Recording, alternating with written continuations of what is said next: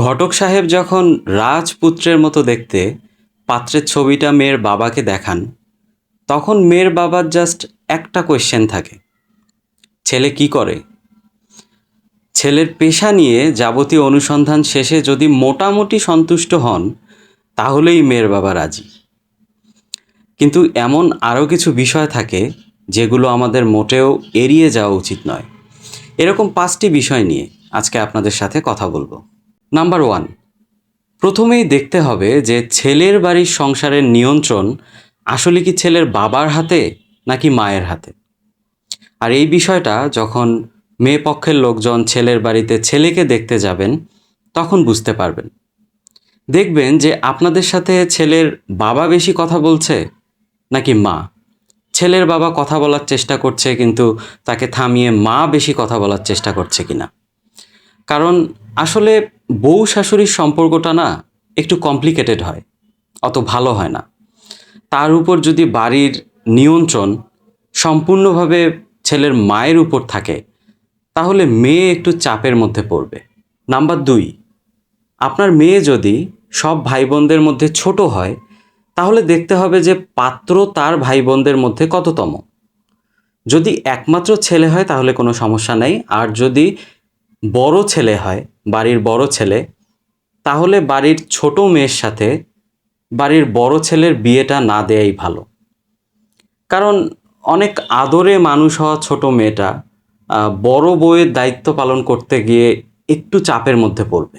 Number 3, ছেলের বাড়ির অন্য যে মেয়ে সদস্যরা আছে তাদের সাথে কথা বলে এটা বোঝার চেষ্টা করতে হবে যে ওরা ওই বাসায় কেমন আছে। শুধু খেয়ে পড়ে থাকলেই তো হয় না, তাই না?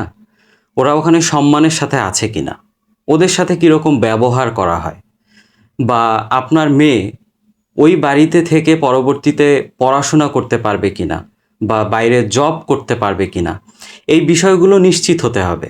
আর এটা কে করবে? এটা করবে মেয়ে পক্ষের মেয়েরা। নাম্বার 4, আপনাদেরকে আরও একটা বিষয় খুব গুরুত্বের সাথে দেখতে হবে যে ছেলের বাবা অথবা মায়ের একাধিক বিয়ে আছে কিনা।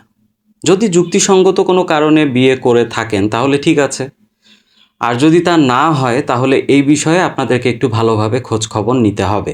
কারণ বাবা মায়ের একাধিক বিয়ে ছেলেদের মনের মধ্যে একটা বিরূপ প্রভাব সৃষ্টি করতে পারে। তো এই বিষয়টা একটু গুরুত্বের সাথে দেখবেন। নাম্বার 5, আপনার মেয়েকে একদিন অন্তত ওই ছেলের সাথে বাইরে ঘুরতে দেন, বাইরে আলাদা করে কথা বলতে দেন। রিক্সাওয়ালা থেকে শুরু করে অন্যান্য সব মানুষের সাথে ওই ছেলেটা কীরকম ব্যবহার করছে, কিভাবে কথা বলছে, এই সব কিছু আপনার মেয়েকে ভালোভাবে লক্ষ্য করতে বলুন। যতই অভিনয় করার চেষ্টা করুক না কেন, ভিতরটা কিন্তু লুকানো অত সহজ নয়। মেয়ে যদি একটু বুদ্ধিমতী হয় তাহলে ঠিকই ধরতে পারবে যে আসলে ছেলেটা ভিতরে ভিতরে কীরকম। তো এই সব বিষয়গুলো একসাথে করে যখন দেখবেন যে না, সব ঠিক আছে, মোটামুটি সবই ভালো, সেক্ষেত্রে বিয়ের দিকে আলোচনা এগিয়ে নিয়ে যেতে পারেন। আর যদি না হয় তাহলে বিয়ে দেওয়ার দরকার নেই। কারণ একটা ভুল সিদ্ধান্ত সারা জীবনের কান্না হতে পারে। আপনার মেয়ের জীবন সারা জীবনের জন্য নষ্ট হয়ে যেতে পারে। ভালো থাকবেন, দেখা হবে অন্য কোনো ভিডিওতে।